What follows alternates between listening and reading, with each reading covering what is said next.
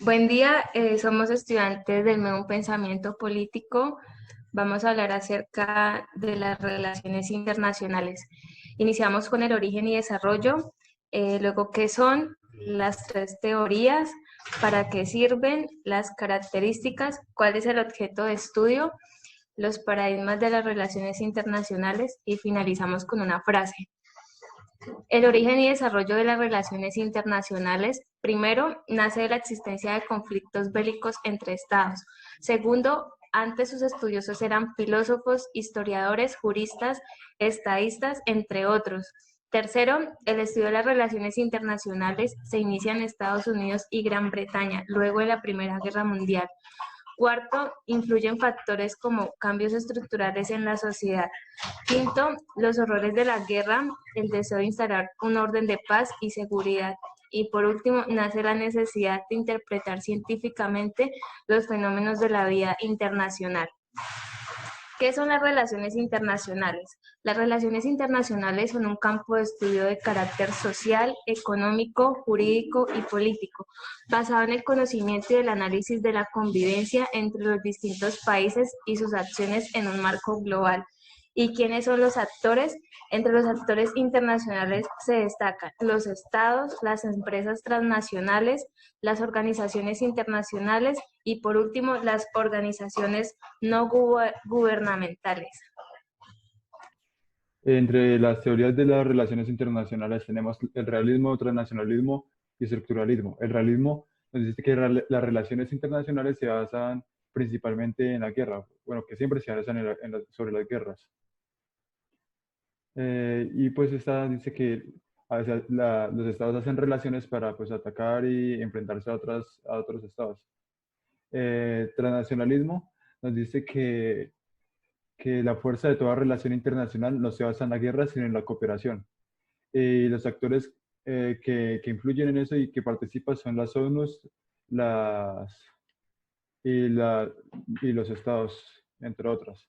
El estructuralismo trata sobre la explotación de las potencias hacia los países subdesarrollados. ¿Para qué sirven?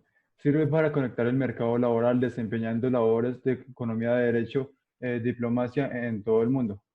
Los estados hoy en día tienen que recibir al análisis extranjero, no solo lo exigen en diplomáticos, sino también empresas extranjeras para lograr un análisis de su propia política exterior y también para la Unión de las Naciones. Comunicación, y también para la comunicación intercultural por medio de varias lenguas.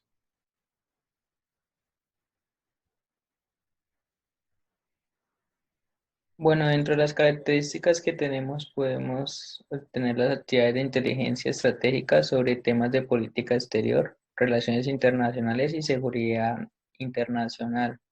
Fomentar la aproximación y la comunicación con los diferentes factores de la sociedad internacional. Desempeñar actividades de representación del país en foros internacionales de carácter gubernamental y no gubernamental. Desarrollar actividades públicas y privadas en el campo de las relaciones comerciales externas, detectar y analizar un problema internacional, entre otras. Desarrollar actividades de investigación en el campo de las relaciones internacionales, realizar actividades de consultoría privada sobre la situación internacional para la toma de decisiones y participar en la administración en instituciones de carácter internacional. ¿Cuál es el objeto de estudio? La manera en la que los diferentes protagonistas internacionales conviven, las actividades a nivel mundial y cada vez en un entorno más globalizado, es estudio de las relaciones internacionales. Esta forma de ciencia social o disciplina académica se conforma con una herramienta de estudio sociológico, cultural, económico y político sobre el mapa global y las interacciones en sus elementos. Así se estudian e interpretan las relaciones existentes entre países en múltiples aspectos.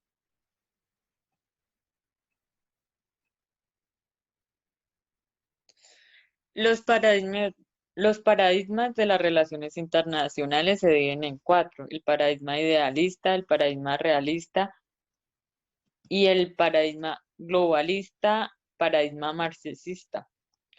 Bueno, el paradigma idealista se remonta al tiempo de Dante, que era el poeta italiano del siglo XIV. En el siglo XX se empieza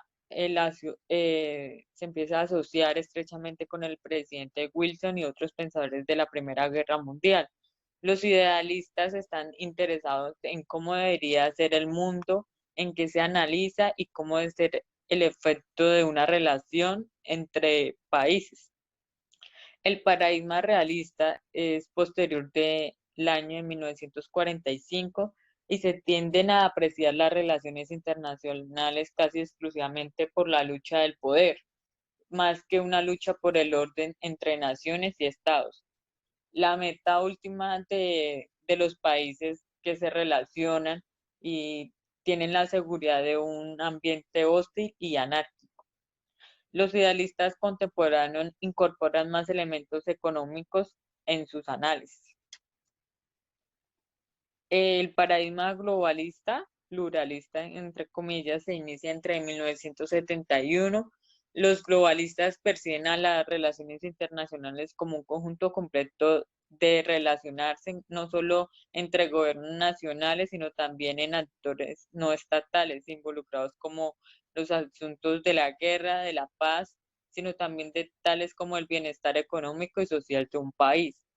El paradigma marxista nace el intelectual del filósofo Karl Marx, considerando las relaciones internacionales como lucha de clases entre ricos y los pobres del mundo, más que un conflicto entre naciones y estados. Es como más sobre la lucha del poder, quién tiene más y quién puede sobresalir más.